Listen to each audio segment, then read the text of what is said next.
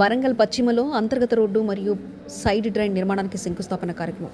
వరంగల్ పశ్చిమ నియోజకవర్గంలో 9 మరియు 4 వార్డులలో సుధానగర్, లోటస్ కాలనీ, యాదవ్ నగర్ ప్రాంతాల్లో 50 లక్షల వ్యయంతో అంతర్గత రోడ్లు మరియు సైడ్ డ్రైన్ నిర్మాణానికి శంకుస్థాపన కార్యక్రమం నిర్వహించారు. ఈ కార్యక్రమంలో ఎమ్మెల్యే నాయన్ రాజేంద్ర రెడ్డి, మేయర్ గుండు సుధారాణి పాల్గొన్నారు. వర్షాకాలం ప్రారంభమవుతున్న నేపథ్యంలో ఏబీసీ కేటగిరీలో వచ్చే అత్యవసర కాలనీలో తక్షణమే అభివృద్ధి పనులు చేపడుతున్నామని ఎమ్మెల్యే తెలిపారు. ప్రజల సహకారంతో నియోజకవర్గాన్ని మరింత అభివృద్ధి పథంలో నడిపేందుకు కృషి చేస్తామని తెలిపారు. మన బ్యాక్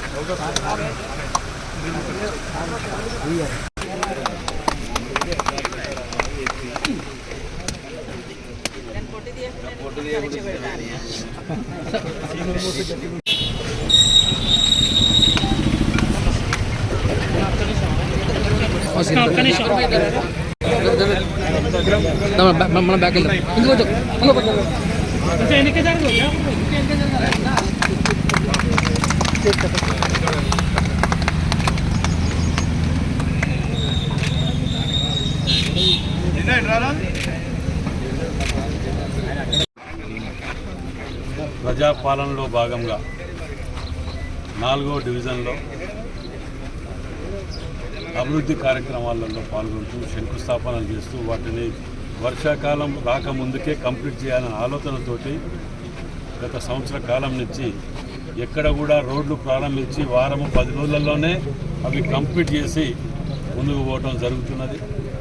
మరి ఎక్కడెక్కడైతే నీళ్లు నిల్చుంటున్నాయో, ఎక్కడెక్కడైతే లోతట్టు ప్రాంతాలకు ఇళ్లకు నీళ్ళు వస్తున్నాయో వాటిని ఏ కేటగిరీ, బి, సి కేటగిరీలు చేసి వాటిని ఎక్కడ కూడా నీళ్లు నిలవకుండా చేయటం ప్రయత్నంలో మేము ముందుకు వెళ్తున్నాం.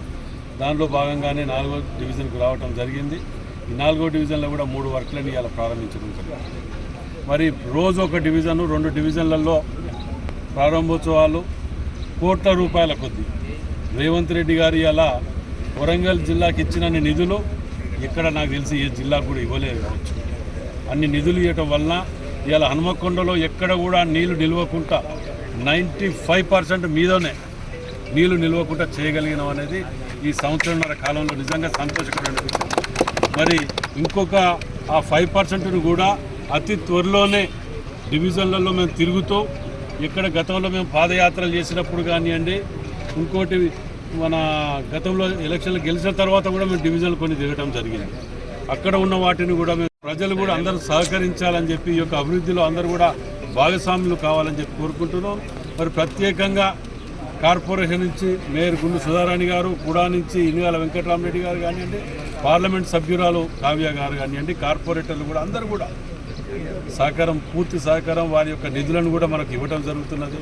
మరి వారందరికీ కూడా పేరు పేరున ప్రత్యేకంగా ధన్యవాదాలు తెలియజేస్తున్నాం.